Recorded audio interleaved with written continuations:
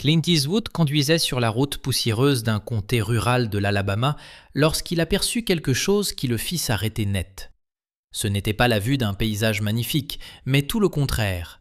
Un petit restaurant routier avec une pancarte sur la porte qui, malgré la lumière du coucher du soleil, se lisait avec une clarté presque provocante.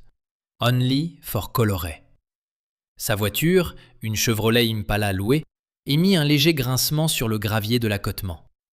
Eastwood, 44 ans à peine, célèbre dans le monde entier pour L'homme sans nom et l'inspecteur Harry Callahan, encore chaud du succès de l'inspecteur Harry en 1971, coupa le moteur. Sur le siège passager, son ami et collaborateur de toujours, le directeur de la photographie Bruce Surtest, laissa échapper un profond soupir. « Clint, ne fais pas ça, dit-il, la voix chargée d'une inquiétude sincère. Ce n'est pas San Francisco, ce n'est pas Hollywood. Ici, les règles sont différentes, et je te le dis, j'ai tourné dans des endroits bien pires. » Mais Clint Eastwood avait déjà pris sa décision. Son regard, celui qui glaçait le sang des bandits et criminels à l'écran, se fixa sur la pancarte avec une intensité troublante. « On va manger ici », déclara-t-il d'une voix grave et posée que des millions de personnes reconnaîtraient partout dans le monde. Nous étions à l'automne 1974 et Clint Eastwood, l'une des plus grandes stars de cinéma de la planète, s'apprêtait à franchir un seuil qui allait changer non seulement son après-midi, mais le cours de plusieurs vies. L'année était 1974, mais dans ce coin reculé de l'Alabama, le temps semblait s'être figé dans la décennie précédente. La loi sur les droits civiques était en vigueur depuis 10 ans, mais dans beaucoup de cœurs et sur beaucoup de panneaux comme celui-ci, la guerre n'était pas terminée. Eastwood et Surtest revenaient d'une visite privée à une réserve de chevaux dans le Kentucky et se dirigeaient vers la Nouvelle-Orléans, où Clint avait des affaires. Ils avaient choisi de prendre les routes secondaires, loin de l'agitation, quelque chose qu'Eastwood avait toujours aimé. Le restaurant, appelé Le Coin de Franklin, semblait sorti d'un film d'époque que personne ne voulait revoir. Une modeste construction en bois, la peinture blanche écaillée par le soleil, un porche avec 2 rocking chairs vides qui grinçaient au vent. La pancarte, peinte à la main avec de la peinture noire usée, proclamait son message avec éloquence. Bruce Surtest tenta à nouveau de le dissuader. « Pense au gros titre, Clint. Une star d'Hollywood provoquant des troubles en Alabama. Ce n'est pas une bonne publicité et en plus, c'est dangereux. J'ai la caméra, mais ce n'est pas une scène que je veux filmer. » Eastwood, cependant, avait déjà ouvert la portière. « Parfois, Bruce, la publicité n'a pas d'importance. Parfois, ce qui compte, c'est juste ce qui est juste. » répondit-il en ajustant discrètement sa veste en jean. Il ne portait ni son célèbre poncho ni le manteau de Harry, mais sa prestance était tout aussi imposante. En s'approchant de la porte, il put apercevoir à travers le verre l'intérieur peu éclairé. Il vit des silhouettes, toutes des hommes afro-américains, certaines têtes se tournant immédiatement vers la porte, curieuses. Aucun visage blanc dans l'établissement. Eastwood inspira, non par nervosité, mais avec la détermination calme d'un homme qui s'apprête à entrer sur une scène inconnue. Sa main, celle qui maniait les revolvers avec précision létale au cinéma, poussa la porte en bois. Le tintement d'une petite clochette rouillée résonna dans l'air chargé de l'intérieur. Toutes les conversations cessèrent brusquement. Le coin de Franklin comptait environ une douzaine d'hommes assis sur des tabourets de bar ou à des tables en formica. Tous étaient afro-américains, des travailleurs portant des salopettes tachées de graisse et de terre qui avaient trouvé dans cet endroit l'un des rares refuges où manger en paix, loin des regards et des lois non écrites de la ville voisine. Leurs expressions, en voyant 2 hommes blancs franchir le seuil, passèrent de la surprise à la méfiance et dans certains cas à une peur immédiate et légitime. Policiers ? Agitateurs ? Venir semer des problèmes. Derrière le comptoir, un homme à la carrure imposante, avec des cheveux grisonnants prématurément aux tempes, posa sèchement le verre qu'il nettoyait. Il s'appelait Elijah Franklin, et le restaurant portait le nom de son grand-père. Elijah, une 50aine d'années, avait hérité non seulement de l'affaire, mais aussi d'une promesse familiale, maintenir l'établissement comme un espace sûr pour la communauté noire, dans un comté où de tels lieux se comptaient sur les doigts d'une main. Son regard croisa celui d'Eastwood et, pendant un instant, il ne le reconnut pas. Il ne vit que l'intrusion, la menace potentielle. « Messieurs » dit Elia d'une voix profonde où la tension était perceptible. « Je crois que vous vous êtes trompé de lieu. Cet établissement est réservé à la clientèle noire. » Clint Eastwood s'arrêta à mi-chemin entre la porte et le comptoir. Il ne montra ni colère ni défi. Il hocha lentement la tête, comme pour accepter l'information. « Je sais, » répondit-il, sa voix calme contrastant avec le silence électrique de la salle. « Nous avons vu le panneau, et c'est justement pour ça que nous sommes entrés. » Un murmure parcourut la pièce. Bruce Surtest resta près de la porte, sentant le poids des regards. Elia Franklin serra le chiffon qu'il tenait dans sa main. « Je ne cherche pas d'ennui, monsieur, mais ce sont les règles de la maison. Mon père et mon grand-père ont maintenu ce lieu ainsi, et je vais faire de même. C'est une question de respect et de sécurité. » Eastwood fit quelques pas de plus. Juste assez pour parler sans élever la voix, mais assez pour que tous puissent l'entendre. « Je comprends, » dit Clint. « Je comprends le respect et je comprends aussi la sécurité. » Il fit une pause, laissant ses mots s'imprégner. « Je m'appelle Clint Eastwood. » L'effet fut immédiat. Une reconnaissance lente, puis étonnée, se répandit sur les visages des présents. Elia plissa les yeux, scrutant les traits anguleux, la mâchoire carrée, la stature familière. « Vous êtes celui des films ?» dit un jeune homme depuis une table au fond, presque à voix basse. « Oui, » acquiesça Eastwood. « Je fais des films, et dans beaucoup d'entre eux, j'incarne un type qui se confronte à ceux qui pensent pouvoir imposer leurs règles aux autres juste parce qu'ils ont une arme ou un peu de pouvoir. » Il regarda Elia directement. « Mais aujourd'hui, je n'ai pas d'arme, et je ne crois pas que le pouvoir consiste à dire à un homme où il peut ou ne peut pas s'asseoir pour manger. » Elia croisa les bras. « C'est facile à dire depuis votre position, monsieur Eastwood. Vous pouvez aller dans n'importe quel restaurant du pays. Nous, non. Cet endroit est ce que nous avons. Pourquoi voulez-vous nous le prendre ? Pour vous sentir bien ? Pour raconter une belle histoire dans une interview ?» La question était dure, juste, chargée de l'amertume de génération. Clint Eastwood ne broncha pas. Au lieu de cela, il fit quelque chose d'inattendu. Il désigna d'un geste de la tête un tabouret vide au comptoir, près d'Elia. « Puis-je ? » demanda-t-il. Pas comme une exigence, mais comme une véritable demande. Elia, déconcerté, acquiesça presque par réflexe. Eastwood s'assit. Son geste était si naturel, si dépourvu de l'arrogance que beaucoup attendaient d'une star hollywoodienne, que la tension dans la pièce diminua d'un cran palpable. « Je ne veux rien t'enlever, Elia. Puis-je t'appeler Elia ?» Le propriétaire hocha de nouveau la tête, encore méfiant. « Je ne veux pas te prendre ton espace. Je veux juste en faire partie, si tu me le permets. Juste pour ce soir. Parce que je crois que ce panneau sur la porte, même si tu l'as mis avec la meilleure intention de protéger ton peuple, au final fait la même chose que les panneaux disant « réservé aux Blancs ». Il divise, il sépare. Il dit à un enfant qui passe qu'il y a des lignes qu'il ne doit pas franchir, non pas pour ce qu'il est, mais pour la couleur de sa peau.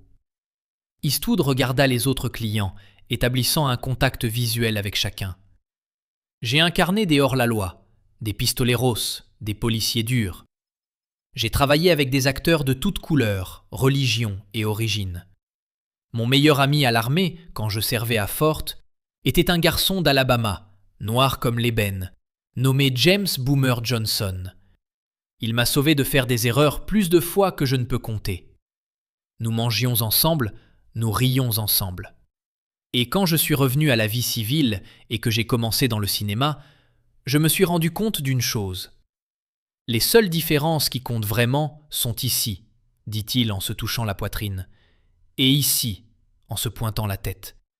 Pas ici, conclut-il en passant la main sur le dos de sa peau bronzée par le soleil. Elia Franklin avait baissé les bras. Son expression n'était plus hostile, mais emplie d'une profonde confusion et curiosité. « Que voulez-vous alors ? Un autographe ? Une photo pour le journal local avec les Noirs du coin ? » « Je veux un hamburger, » dit Eastwood avec un léger sourire. « Et je veux payer le repas de tous ceux qui sont ici. » La déclaration fut accueillie par un silence total. Puis un homme âgé, au visage parcouru de profondes rides, parla depuis son siège. « Nous n'avons pas besoin de votre charité, monsieur Eastwood. Nous pouvons payer notre repas nous-mêmes. Clint hocha de la tête. Je sais, ce n'est pas de la charité, c'est un geste. C'est ma façon de dire merci. Merci. Pourquoi ? Demanda Elijah, sincèrement perplexe. Pour m'avoir laissé entrer, répondit Eastwood. Pour m'avoir écouté, et pour m'avoir rappelé quelque chose que, parfois, dans le monde où je vis, j'ai tendance à oublier. Que la dignité est le bien le plus précieux qu'un homme possède, et qu'il faut parfois la défendre à tout prix, même en levant un panneau qui, au fond, fait mal à devoir mettre. Il fit une pause, cherchant les mots justes. « Écoute, Elijah, tu as ce lieu. Moi, j'ai des studios de cinéma, des sociétés de production. Mais le principe est le même. Tu crées un espace, et cet espace envoie un message. Le message de ton grand-père et de ton père était « Ici, tu es en sécurité ». C'est un message beau et nécessaire. Mais, et si le message pouvait être aussi « Ici, tous sont les bienvenus ». Pas pour que des Blancs viennent te prendre ton espace, mais pour qu'ils voient comment on fait les choses correctement, pour qu'ils voient le respect qui règne ici, pour qu'ils apprennent. Les mots d'Eastwood flottaient dans l'air comme de la fumée de tabac, lent, pénétrant. Un client plus jeune, portant des lunettes et un livre à moitié ouvert sur la table, osa prendre la parole. « Ce que vous dites semble juste, monsieur, mais ici c'est l'Alabama. Ce n'est pas un western où l'étranger arrive et règle tout en 90 minutes. Ici, les choses changent très lentement, si elles changent. Et parfois, essayer de changer trop vite apporte des problèmes. » « Tu as raison, » concéda Eastwood. « Je ne suis pas ici pour changer l'Alabama. Je suis ici aujourd'hui, dans ce restaurant. Et parfois, le plus grand changement commence par la plus petite action. Je ne parle pas de retirer le panneau de force. Je parle du fait que si un jour un enfant blanc ou noir passe par ici et ne voit pas ce panneau, il verra peut-être simplement un restaurant, un endroit où les gens mangent. Et s'il entre, il verra des hommes de différentes couleurs discuter, rire, partager. Cet enfant grandira avec une idée différente de celle que toi ou moi avons eue. Elijah avait écouté, maintenant appuyé contre le comptoir, le chiffon oublié sur la surface. Il se frotta la barbe pensivement. « Mon grand-père, commença-t-il d'une voix plus basse, a mis le premier panneau après que quelques hommes blancs soient venus le battre pour avoir servi des clients noirs dans les années 30. Il l'a fait pour nous protéger, pour qu'ils sachent que c'était notre lieu. Pour moi, ça a toujours été un symbole de fierté, de résistance.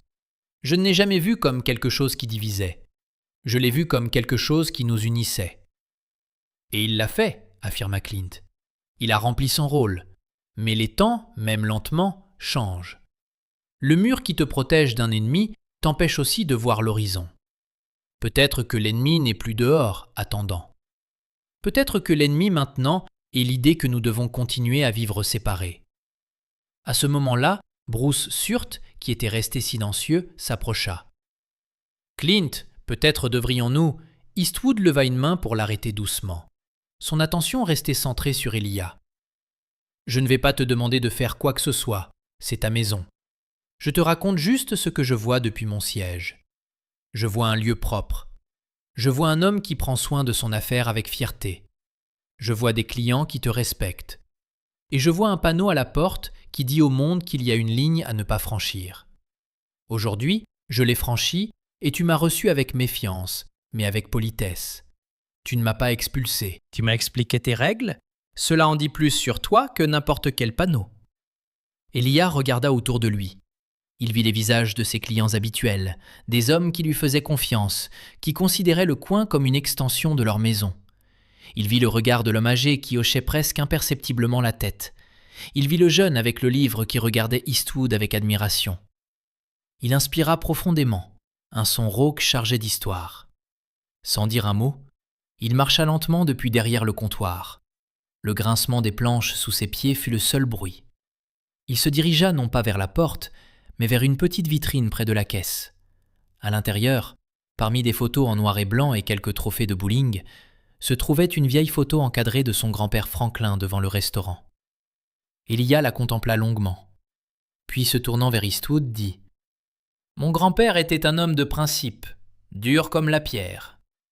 Mais il disait aussi qu'un principe qui fait souffrir ton peuple inutilement, peut-être est-ce un principe qu'il faut repenser. » Il marcha alors vers la porte. Tous les présents retenaient leur souffle. Elijah Franklin s'arrêta devant le panneau. « Only for Colored ». Il tendit la main et d'un geste ferme mais non violent, décrocha le panneau de son clou. Il le tint devant lui, comme s'il pesait bien plus que le bois et la peinture dont il était fait. Puis, au lieu de le casser ou de le jeter, il le remit sur le clou, mais cette fois à l'envers, de sorte que seul le dos, nu et sans message, était visible, et se retourna pour faire face à la salle. Ses yeux brillaient d'une émotion intense. « Cela ne veut pas dire que je vais changer la politique de la maison du jour au lendemain, précisa-t-il d'une voix légèrement tremblante. Mais cela signifie qu'aujourd'hui, j'ai écouté un homme, et ce qu'il a dit a du sens. Le panneau reste là si besoin, si la situation l'exige, mais il ne sera plus la première chose que les gens voient. » Un applaudissement solitaire, puis un autre, et soudain, toute la salle éclata en un chaleureux et retentissant applaudissement. Les clients se levèrent, souriant, hochant la tête.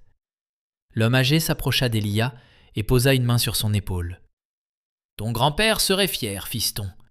Pas pour avoir enlevé le panneau, mais pour avoir réfléchi par toi-même. » Clint Eastwood se leva également, s'approcha d'Elijah et lui tendit la main. Le fils la serra, et la poignée de main se transforma en un bref mais ferme geste de respect mutuel. « Ce hamburger, dit Eastwood, me donne maintenant une faim féroce. » Elijah sourit, un sourire large et sincère qui illumina tout son visage. « Nous allons préparer le meilleur hamburger qu'Alabama ait jamais vu, » annonça-t-il, en enfilant le tablier avec une énergie renouvelée. L'après-midi qui suivit fut magique. Clint Eastwood et Bruce Surt ne se contentèrent pas de manger. Ils partagèrent la table avec plusieurs clients. Ils parlèrent de cinéma, de sport, de la vie à la campagne, des problèmes du village. Eastwood écoutait plus qu'il ne parlait, s'intéressant sincèrement aux histoires de ces hommes. Plus tard, un client osa aller chercher un appareil photo dans sa voiture, et Eastwood posa aimablement pour des photos avec tous ceux qui le souhaitaient, y compris le propriétaire derrière le comptoir. La nouvelle, comme prévu, se répandit comme une traînée de poudre dans le comté. Avant la tombée de la nuit, quelques curieux blancs se présentèrent timidement à la porte, attirés par les rumeurs qu'une star de cinéma se trouvait là. Elijah, se souvenant des paroles d'Eastwood, les accueillit avec la même courtoisie qu'il réservait à tous, bien que son anxiété fût visible. Ils commandèrent du café, s'assirent à une table et observèrent incrédules cette scène peu commune. Avant de partir, Eastwood régla le repas de tous, comme promis, et laissa un pourboire généreux sur le comptoir, non comme un acte de charité, mais comme un investissement dans le meilleur service qu'il avait eu depuis des mois, selon ses mots. En se disant au revoir à la porte, Elijah prit la main de Clint entre les siennes. « Je ne sais pas comment vous remercier, monsieur Eastwood, pas seulement pour le panneau, mais pour nous avoir traités comme des personnes, pour vous être assis, pour avoir écouté. » Clint soutint son regard. « Le remerciement est pour moi, Elijah. Aujourd'hui, tu m'as rappelé pourquoi je fais ce que je fais. Au fond, tous mes films parlent de la même chose. Un homme qui décide quel genre d'homme il veut être face à ce que le monde attend de lui. Aujourd'hui, tu as pris cette décision, et ce fut un honneur d'en être témoin. » L'histoire de cette rencontre au coin de Franklin ne parut pas dans les grands magazines hollywoodiens, mais elle devint une légende locale et un secret bien connu dans l'industrie du cinéma. Clint Eastwood tint une promesse tacite. Chaque fois que ses tournées ou voyages le rapprochaient de l'Alabama, il faisait un détour pour passer par le restaurant, et chaque visite montrait des changements lents mais constants. En 1976, Elijah embaucha sa première employée blanche, une jeune étudiante universitaire ayant besoin d'un emploi à temps partiel. En 1978, le panneau, resté à l'envers pendant des années, disparut complètement de la porte, remplacé par un simple néon indiquant « Ouvert ».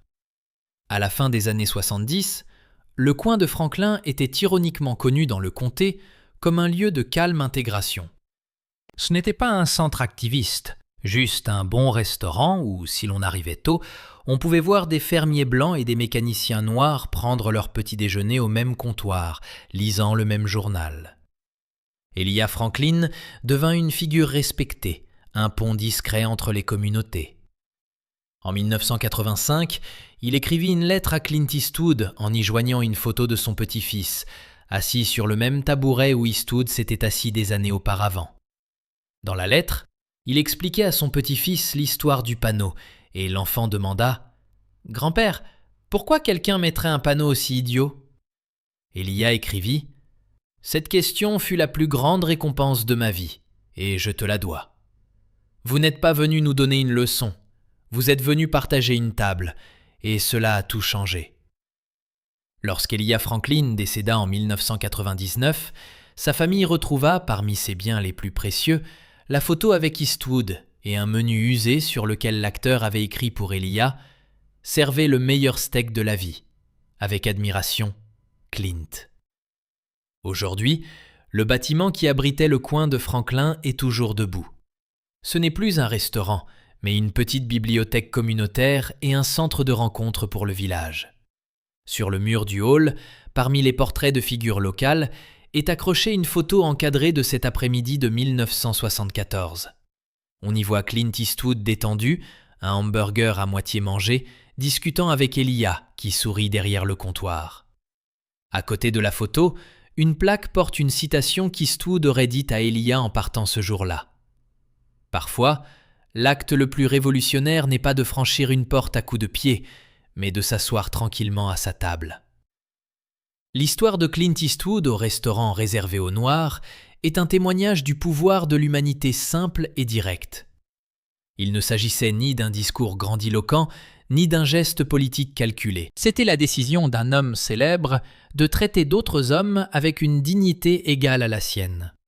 C'était le courage d'écouter et le plus grand courage de changer d'avis. Il montra que les préjugés ne se combattent pas toujours par la confrontation bruyante, mais souvent par une conversation calme, par le courage d'occuper un espace inattendu et d'y tendre un pont. Eastwood, l'icône de la justice par ses propres mains à l'écran, montra dans la vie réelle que la justice la plus durable se construit avec respect, empathie et la volonté de voir au-delà des étiquettes. La vie d'Elijah Franklin et celle de sa communauté changèrent pour toujours, non par un coup de poing, mais par une poignée de main, non par un décret, mais par un hamburger partagé. C'est un rappel que chaque geste de connexion humaine est un scénario que nous pouvons écrire pour un avenir moins divisé.